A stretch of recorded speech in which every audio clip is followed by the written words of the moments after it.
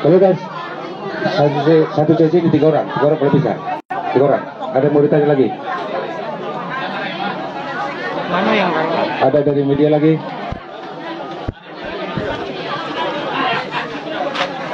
Ada Mbak? Oke, ini dulu, saya dulu. Jadi terima kasih buat rekan jurnalis dari Kompas TV tadi ya. Pertama tadi pertanyaannya acara ini dalam rangka apa, begitu ya? Acara ini adalah dalam rangka memperingati atau mengenang 100 hari kematian almarhum Brigadir Nofriansah Joshua Huta Barat, terhitung sejak dibunuh secara diduga terencana pada tanggal 8 Juli 2022 dan sekarang genap 100 hari, yaitu pada tanggal 15 Oktober 2022. 100 hari ini sangat berkesan secara alkitabiah, yaitu 100 hari sejak peristiwa kenaikan Tuhan Yesus ke surga, maka turunlah Roh Kudus. Jadi Roh Kudus itu adalah roh penghibur, maka kami beriman dan percaya Roh Kudus atau roh penghibur, yaitu roh yang berasal dari Bapa dan Putra, akan menghibur keluarga daripada saya Samuel Huta Barat bersama Ito Rosti Boru Simanjuntak dan anak dan keluarganya. Jadi kita harapkan melalui acara ini berakhirlah sudah kepahitan dan yang ada adalah kemenangan, dan kemenangan itu ditandai dengan hari Senin, yaitu dimulainya persidangan perkara pidana dengan terdakwa Ferdy Sambo dan kawan-kawan dengan dakwaan pembunuhan terencana sebagaimana dimaksud oleh pasal 340 KUH pidana, junto 338 KUH pidana, junto pasal 55 dan 56 KUH pidana, junto pasal obstruction of justice yaitu melanggar pasal 221, junto 223, junto pasal 88 tentang permukatan jahat KUH pidana. Kemudian mengenai persiapan untuk hari Senin, pertama kita menguatkan hati dan atau meneguhkan iman daripada keluarga ini. Yang kedua berdoa. Yang berikutnya supaya apapun yang terjadi di persidangan itu supaya mereka bisa memahami. Kemudian untuk hari Senin kami sebagai tim penasihat hukum daripada keluarga almarhum Brigadir Nofriansah Joshua Huta Barat akan hadir di Pengadilan Selatan untuk menyaksikan tentang pembacaan surat dakwaan itu. Sekiranya surat dakwaan itu diajukan keberatan oleh para terdakwa dan atau penasihat hukumnya, maka 1 minggu kemudian adalah diperkirakan tanggapan daripada surat keberatan daripada terdakwa dan atau para penasihat hukumnya. Kemudian seminggu lagi tanggapan daripada jaksa penuntut umum, dan seminggu lagi akan ada putusan selah atau putusan antara, yaitu putusan majelis hakim untuk menilai apakah beralasan atau tidak surat keberatan yang diajukan oleh para terdakwa dan atau penasihat hukumnya dengan berpedoman kepada pasal 143 KUHP atau Kitab Undang-Undang Hukum Acara Pidana. Terima kasih. Bang, untuk saksi apakah nanti ke Jakarta atau melalui Zoom di Jambi nanti, Bang? Bagaimana? Nanti untuk saksi sendiri dari Jambi apakah di Jakarta? Kalau hari Senin belum ada saksi, tetapi setelah nanti misalnya putusan selah menolak surat keberatan daripada para terdakwa dan atau penasihat hukumnya, maka 1 minggu kemudian diperkirakan akan ada pemanggilan kepada saksi-saksi. Tentu saya selaku pelapor akan lebih dulu diminta keterangan. Kemudian akan ada surat panggilan supaya saya bisa jadi saksi, yaitu surat panggilan atau surat undangan daripada jaksa penuntut umum. Bisa langsung, bisa melalui penyidik. Kemudian akan ada juga surat panggilan atau surat undangan kepada keluarga, yaitu saya mengajukan 11 orang saksi, yaitu ayah ibu daripada almarhum, kakak dan adiknya, kakaknya 1, adiknya 2 daripada almarhum. Kemudian tante-tantenya sekitar 2-3 orang, kemudian kekasihnya, kemudian pegawai daripada RSUD Sungai Bahar. Jadi totalnya bersama saya 12 orang. Jadi 11 saksi ditambah pelapor jadi 12 orang. Terima kasih. Sidang nanti berapa langsung, apakah satu tersangka pasti kelimanya dihadirkan di sidang perdana nanti? Bagaimana? Di sidang perdana nanti apakah Ferdy Sambo sendiri, apakah 5 juga diikut sertakan dalam sidang? Ferdy Sambo diajukan. Tentu Ferdy Sambo dan kawan-kawan tentu harus hadir untuk mendengarkan surat dakwaan yang dibacakan untuk mereka. Tentunya didampingi oleh para penasihat hukumnya.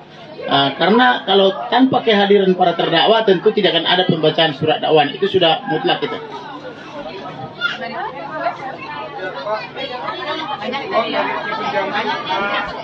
Ini kan dalam konteks pasal barunya kuasa hukum di keluarga Ferdy Sambo itu adalah membangun lagi narasi tentang pelecehan dan juga tidak sengaja untuk masuk ke rumah duren 3 yang artinya adalah indikasi untuk lepas dari 340. Baik. Tanggapan dan upaya untuk membuktikan 340-nya nanti gimana? Baik, itu karena sering mereka terjebak dengan rancangan saya. Jadi saya menggunakan jebakan Mekmen, mereka masuk ke trap itu atau ke jebakan itu. Karena itu saya katakan tadi, orang pintar menjadi orang bodoh atau menjadi sangat bodoh karena tidak disertai dengan penyertaan Elohim. Tetapi orang yang terlihat bodoh akan menjadi sangat pintar dan berhikmat karena penyertaan daripada Elohim. Jadi mereka itu pertama mengatakan diperkosa atau dilecehkan di duren 3. Karena saya katakan tidak mungkin seorang perempuan istri jenderal bintang 2 diperkosa atau dilecehkan di samping jenderalnya oleh ajudan pula. Maka mereka mengatakan, oh waktu itu jenderalnya pergi PCR. Oke, buktikan PCR-nya, periksa NAR, periksa apa namanya itu peduli lindungi, periksa siapa yang melakukan PCR dan seterusnya, periksa CCTV. Lalu mereka bilang CCTV-nya disambar petir, padahal tak musim hujan, ada pula petir. Kalau begitu periksa petir, saya bilang gitu. Kemudian periksa AKP dari Subdit 4 Pidum Polri. Periksa Apung. Apung itu adalah yang disuruh oleh AKP dari Subdit 4 Pidum Polri. Akhirnya kemudian periksa lagi operator. Periksa CDR teleponnya, apakah sedang berdekatan teleponnya Putri dengan teleponnya Sambo ketika itu, termasuk telepon para ajudan. Akhirnya terbongkar, ternyata mereka semua ada di rumah itu. Ternyata CCTV-nya adalah dilucuti oleh AKP dari Pidum 4 Polri bersama-sama dengan Propam, bersama-sama dengan saksi Apung. Apung namanya dia profesional ya, mungkin disuruh, tapi bisa juga dia mengetahui. Kalau dia mengetahui disuruh melakukan kejahatan, tentu dia menjadi tersangka. Nah, ternyata diketahui Ferdy Sambo tidak pergi PCR. Oleh karena itu saya desak SP3 kan laporan dia yang tanggal 7 maupun yang tanggal 9, yang tiba-tiba dalam satu hari berkasnya dinyatakan lengkap tanpa memeriksa Ferdy Sambo maupun Putri, tetapi pertanyaan dan jawaban disusun oleh Paminal di bawah komando Brigjen Pol Hendra Kurniawan. Kemudian karang-karangan BAB ini di copy paste atau diduplikasi hanya dengan mengganti apa namanya itu kop suratnya dari kop surat Paminal menjadi kop surat Polres, dan dinyatakan dalam satu hari itu pula langsung SPDP, langsung tersangka, langsung selesai gelar perkara, langsung selesai pemeriksaan. Macam malaikat mereka itu kerjanya, cepat sekali dalam hanya beberapa jam saja. Sedangkan perkara lain 5 tahun pun belum tuntas di kepolisian. Nah, oleh karena itu setelah dilimpah perkara ini ke Polda, saya minta tarik ke Bareskrim. Setelah ditarik ke Bareskrim ternyata tidak ada peristiwa itu. Walaupun Patra Mjen rekan saya bilang karena dia lulusan ESSEC University maka pasti sudah terjadi pelecehan seksual. Saya katakan belum tentu, biarpun ia lulusan ESSEC University belum tentu terjadi pelecehan seksual karena harus diperiksa dulu visum et repertum. Mohon maaf, alat kelaminnya harus diperiksa apakah ada kerusakan apa tidak.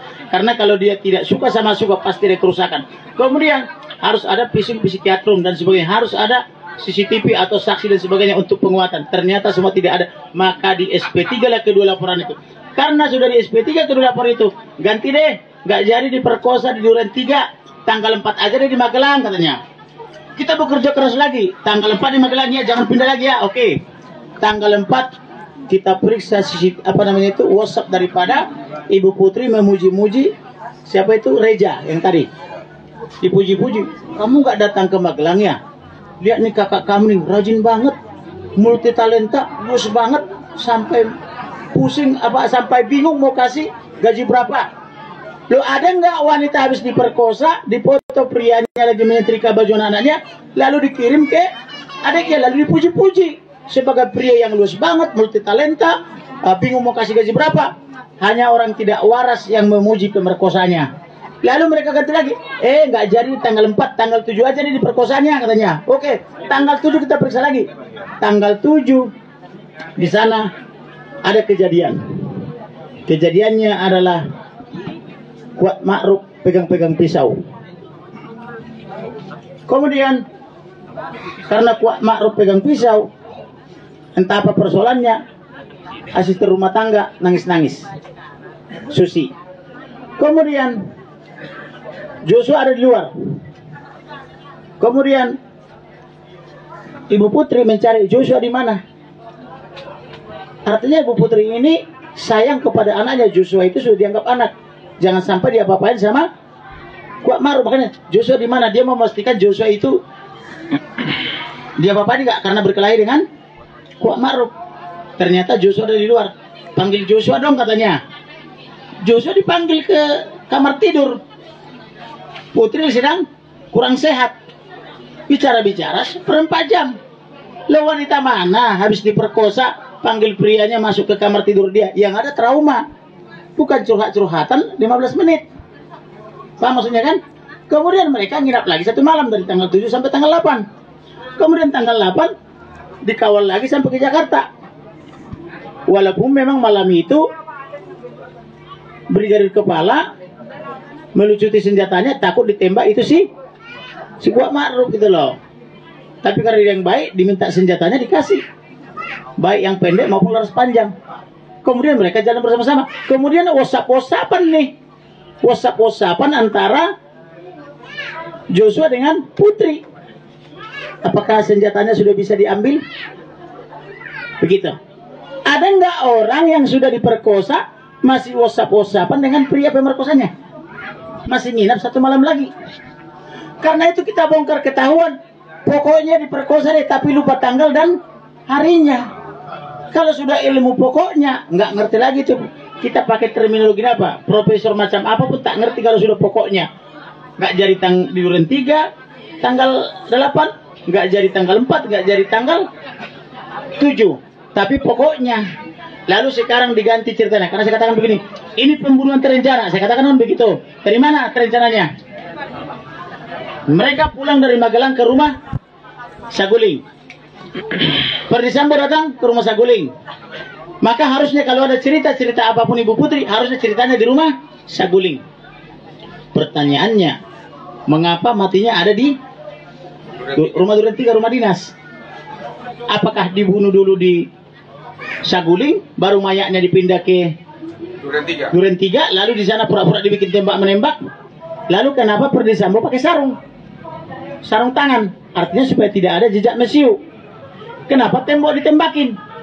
Supaya menciptakan alibi seolah-olah terjadi tembak-menembak. Lalu pengacaranya berubah-berubah terus, ganti-ganti pengacara. Pengacara sekarang dia mau mencoba. Kenapa pakai sarung tangan? Oh, dia mau pergi main badminton. Supaya tangannya itu tidak tebal karena pegang-pegang apa itu badminton itu. Jadi pakai sarung. Tetapi kalau orang mau badminton, yang dibawa apa? Stick ala-ala badminton, bukan bawa pistol. Lah main badmintonnya si Perdisambo ini bawa pistol, jatuh pula senjatanya. Mau dipungut oleh ajudan, dilarang. Karena kenapa? Supaya tidak ada sidik jari ajudan di situ, di senjata itu. Supaya tidak ada sidik jari, makanya dipakai sarung tangan. Makanya saya bilang, orang pintar jadi orang bodoh.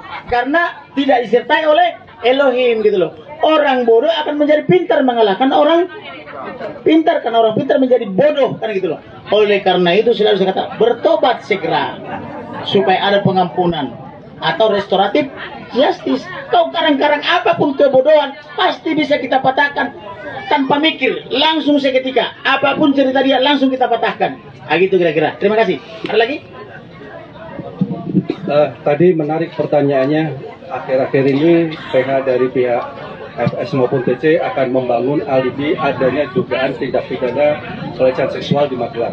Begini rekan-rekan ya, memang kalau membela terdakwa itu yang pertama kali dilakukan adalah berdasarkan fakta. Yang kedua, kalau faktanya tidak ditemukan, mereka akan memakai pasal-pasal tertentu. Di dalam KUHP prinsipnya tiada pidana tanpa kesalahan. Orang yang berbuat bertanggung jawab. Tapi ada pengecualian ya. Di situ di dalam pasal 48 mereka mau memakai konstruksi pasal 48 bahwa seakan-akan ada serangan yang menyerang pribadi dan harkat martabatnya, menyerang keluarga dan harkat martabatnya. Sehingga dengan dasar 48 ini dia akan berharap bisa lepas dari 340 menjadi 338. Namun perlu diketahui, perencanaan itu satu, jurisprudensi atau hoc ares Mahkamah Agung.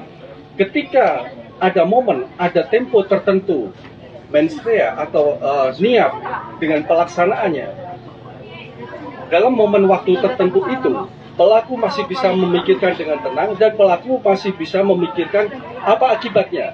Dan pada momen itu juga pelaku masih bisa membatalkan niat buruknya. Nah, ya, jadi ini untuk membangun konstruksi perbuatan pasal 48 KUHP, saya tidak punya keyakinan mereka akan berhasil. Kami tetap keyakinan konstruksi 340 terbukti. Yang kedua, perlu diketahui bahwa beberapa saat lalu pernah ada isu-isu mengatakan bahwa FS ada masalah kejiwaan. Ini juga dia akan membangun konstruksi seakan-akan ada masalah kejiwaan. Kaitannya pasal 48. Karena orang tidak bisa dipidana kalau dia sakit jiwa. Pasal 44 ya. Itu ya. Jadi kami tetap berkeyakinan konstruksi 340 akan terbukti ya. Itu, terima kasih.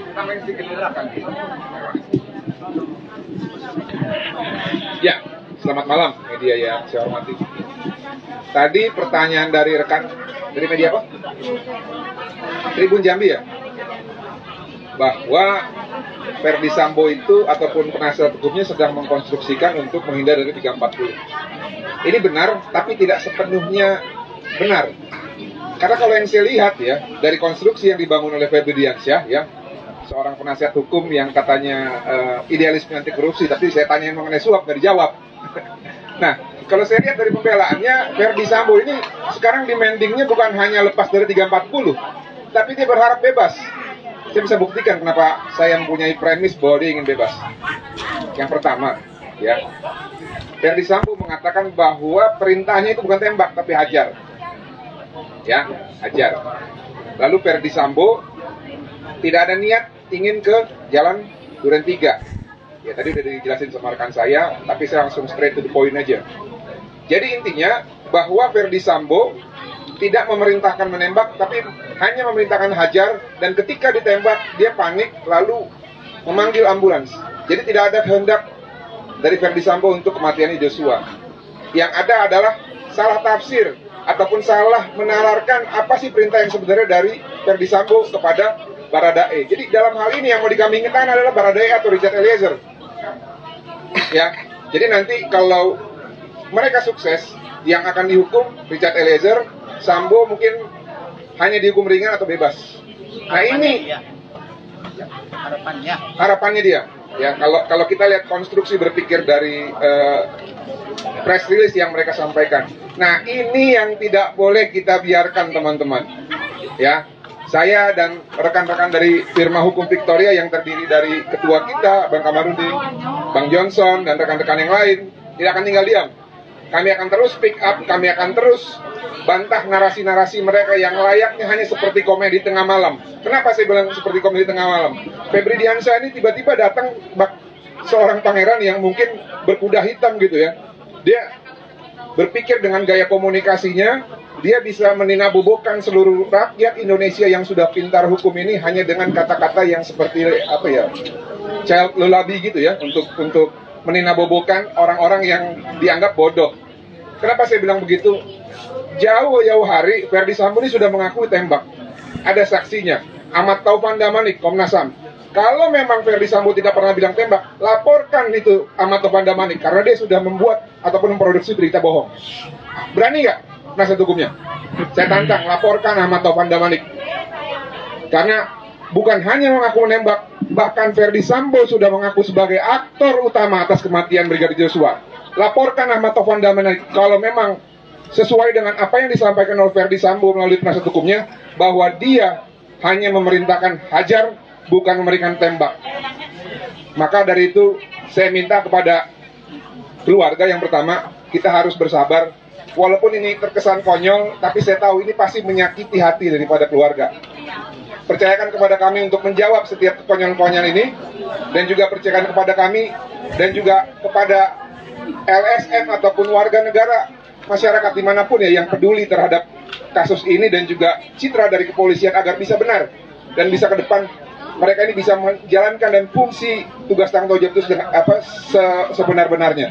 Demikian, saya kira. Terima kasih. Jadi tambahan untuk 340 ya, supaya semakin yakin kalau ini adalah pembunuhan terencana. Pertama, dia sudah diancam tanggal 19 Juni. Ini masih ada perak. Dia yang merekam pengancaman itu, kekasihnya. 19 Juni ya. Yang kedua, ancaman lagi tanggal 21 Juni. Yang ketiga, ancaman lagi tanggal 7 Juli. Pertanyaannya, apakah diperkosa juga tanggal 19? Apakah diperkosa juga tanggal 21? Apakah diperkosa lagi tanggal 7? Berapa kali diperkosa sih dia? Kan gitu. Apakah minta nambah?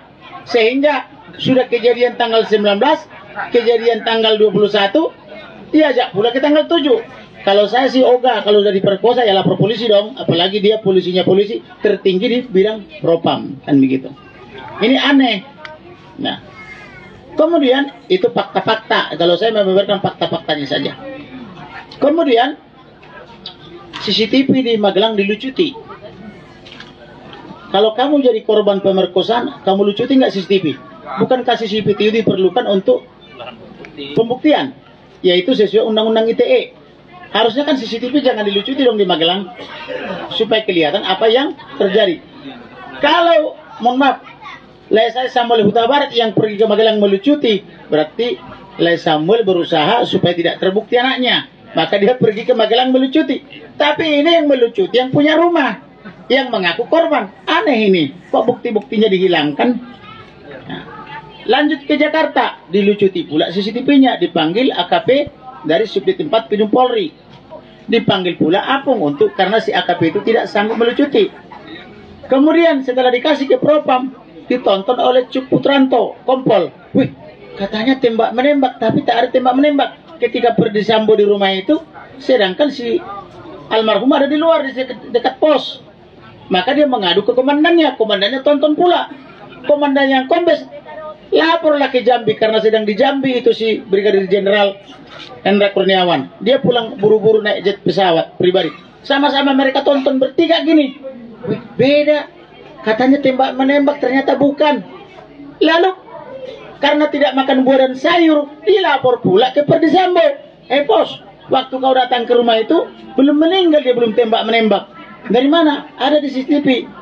Kalau begitu, rusak barang bukti, hancurkan katanya. Coba, aneh bukan? Tapi ada sedikit kecerdasan di pihak Hendra Kurniawan. Difotokopi dulu, dia pada itu dikopi, diduplikat dulu. Iya Pak, udah kami hancurkan katanya. Tapi masih ada kopinya. Itulah kecerdasannya sedikit. Itulah mujizat Tuhan.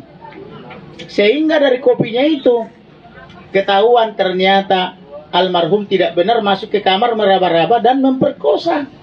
Yang benar seperti kata saya, tidak mungkin seorang ajudan berani ke ruang tamu jenderalnya atau pangdamnya atau kapoldanya atau siapapun dia.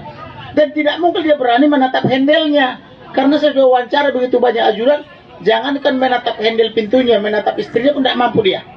Yang ada begini terus, siap dan. Saya pernah berjalan bersama-sama beberapa jenderal, baik Pangdam, Kapolda maupun Irwasum. Pusing saya mendengar bahasanya, apapun ditanya, siap dan. Udah makan belum? Siap dan. Sebenarnya kamu udah makan atau belum gitu loh. Saya stres. Boro-boro menjamah atau memperkosa istri jenderal. Karena kalau jenderalnya bintang 2, istrinya bintang 3. Gak mungkin itu. Lebih dahsyat itu ibunya.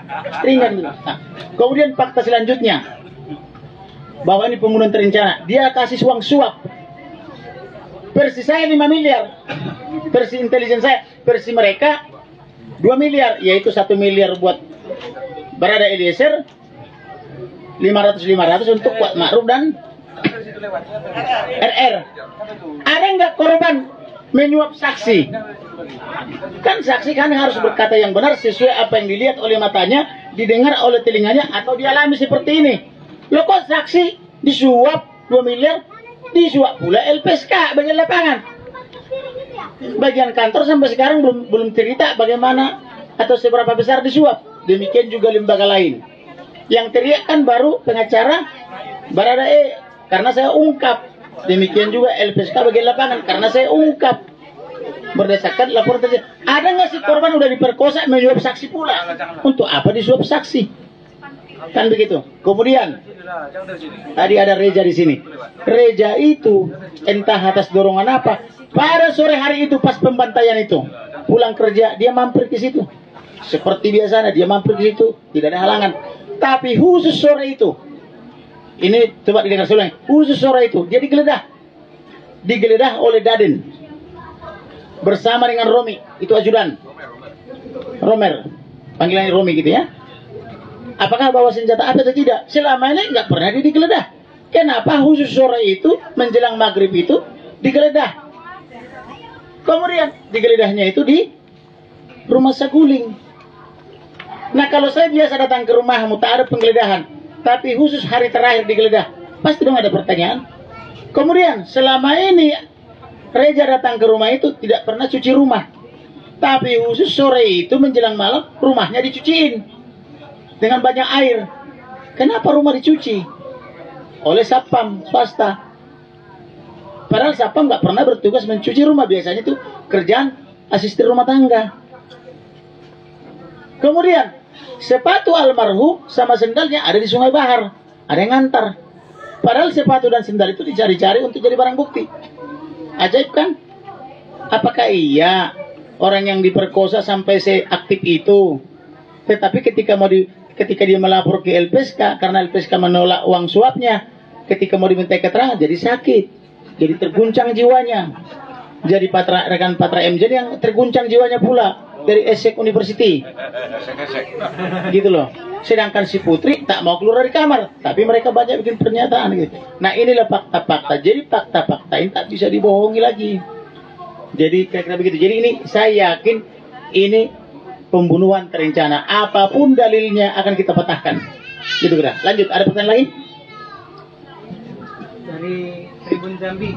Ya. Ini untuk hukum dari Baradae sendiri setelah jadi justice kolaborator seperti apa? Kemudian untuk Kuat Ma'ruf dan juga Riki. Untuk yang berkata jujur dan benar dan bertobat, saya akan mohon kepada hakim jangan dihukum mati. Karena Tuhan bilang beri dia kesempatan. Karena Tuhan sangat menginginkan pertobatan orang jahat itu, meninggalkan kejahatannya. Kalau dia jujur dan berterus terang, saya akan menulis dengan tangan saya, berkirim surat kepada Ketua Pengadilan Selatan, tolong ringankan dia, karena dia telah sadar dan bertobat. Dengan catatan harus jujur ya, jujur mengungkapkan apa yang dilihat dan dengar. Karena ini kan model persidangannya begini, karena ada beberapa terdakwa yang satu akan menjadi saksi kepada terdakwa lain, terdakwa lain akan menjadi saksi kepada terdakwa satu, karena modelnya switching. Jadi ya ucapkanlah yang jujur. Kalau kau tak jujur, lapor lagi pasal 242, ancamannya 7 tahun karena perkara pidana, tambah 2 jadi 9 tahun. Pokoknya kau tak jujur, ku kejar kau. Tapi kau jujur dan bertobat, Tuhan aja pemaaf, apalagi kita ciptaannya. Itu kata kuncinya.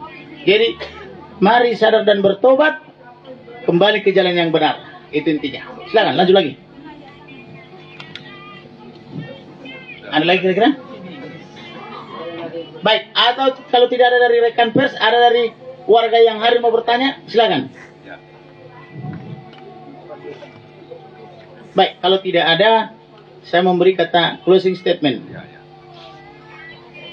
kepada seluruh warga negara Indonesia dimanapun berada. Seperti yang saya katakan sebelumnya, mari kita rebut institusi Polri dan institusi lainnya dari tangan mafia. Apa yang saya katakan dulu, walaupun saya dilaporkan sebagai penyebar hoax dan sebagainya, karena saya katakan ada judi online yang uangnya triliun-triliunan, sudah terbukti oleh PPATK. Saya hanya menyebutkan Tuhan yang membuktikan memakai PPATK.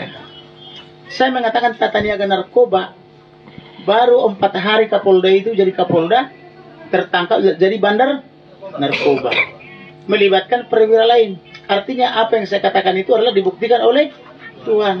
Tuhan itu begitu baik dan begitu sayang kepada umat yang memanggil dia Bapa. Jadi percayalah kepada Tuhan, jangan kepada saya. Saya tidak punya kuasa apapun. Yang berkuasa itu adalah Elohim. Saya hanya mengucapkan saja. Jadi keberanian itu keberanian Elohim. Jadi segala hormat dan pujian hanya kepada yang Maha Kuasa. Amin. Baik. Kemudian saya mohon kepada rekan-rekan wartawan, tolong kawal kasus ini. Demikian juga seluruh warga Indonesia, khususnya warga Bahar, doakan supaya kepolisian itu kembali ke jalan yang benar. Kita benahi dan kita perbaiki. Puji Tuhan, tadi pagi ketika saya datang ke sini, ada juga yang malu-malu kucing menawarkan bagaimana kalau diundang ke istana. Saya bilang, kalau untuk tujuannya memperbaiki, saya akan datang. Ada juga Menko yang mengajak ketemu diam-diam. Jangan sampai dilihat oleh teman-teman saya wartawan. Takut dipotret katanya. Ada juga yang takut dipotret. Gak apa-apa, kita ikuti. Tujuannya untuk kebaikan Indonesia. Anehnya pejabat-pejabat takut berfoto sama saya. Tapi rekan-rekan wartawan, wanita-wanita pemberani, bapak-bapak semua berlomba-lomba mau berfoto. Bahkan saya tidak ada sekali-sekali dipeluk, saya dirangkul di sini di mana-mana. Sekarang yang bermasalah yang mana sebenarnya? Kok mereka itu takut berfoto, takut dipoto wartawan, tapi kok warga negara kok berlomba-lomba? 2 hari lalu terjadi gempa R. Saya mengganti handphone saya di Roxy, mengganti casingnya. Ada wanita satu cantik, diajak saya berfoto, langsung bertambah. Kemudian jadi berlari. Banyak itu pegawai anak-anak gadis itu berlari. Tapi ada juga yang nggak tahu kenapa berlari. Mereka juga berlari keluar. Jadi ada yang berlari ke arah saya, ada yang berlari ke arah luar, ada yang berlari ke arah sana. Jadi kayak sedang terjadi sesuatu. Disitulah saya pahami, pantas saya dilaporkan kepada polisi sebagai penyebabkan kegaduhan katanya. Memang gaduh kok. Tapi bukan hoax. Perwira polisi paling senior yang memeriksa perkara ini, dia bilang gini, sebenarnya Bang, jujur, karena aku sudah mau pensiun, tidak ada beban. Sudah MPP katanya. Tahu kan MPP? Masa persiapan pensiun. Kami tidak pergi kemana-mana kok menyidik perkara ini. Apa yang abang ucapkan ditulis oleh media atau diviralkan oleh media itu aja kami tonton, udah terang masalahnya katanya. Nah kalau begitu, kenapa kalian terima saya dilapor sebagai penyebar hoax? Ya itu kan grupnya sana bos, kata dia. Ya sudahlah, berarti tulislah itu. Jadi yang melaporkan saya itu penyebar hoax, ya grupnya sana. Udah paham kan? Oke. Terima kasih, Tuhan berkati. Oke, saya naruh sampai ketemu ya. Demikian Tribuners untuk konferensi pers yang dilakukan oleh kuasa hukum acara peringatan 100 hari kuasa hukum keluarga Brigadir Yosua Huta Barat. Saya Wiradani Damanik pamit undur. Tuhan menyertai kita sekalian. Tuhan mendengar doa-doa kita agar persidangan nanti tanggal 17 Oktober 2022 Tuhan menyertai.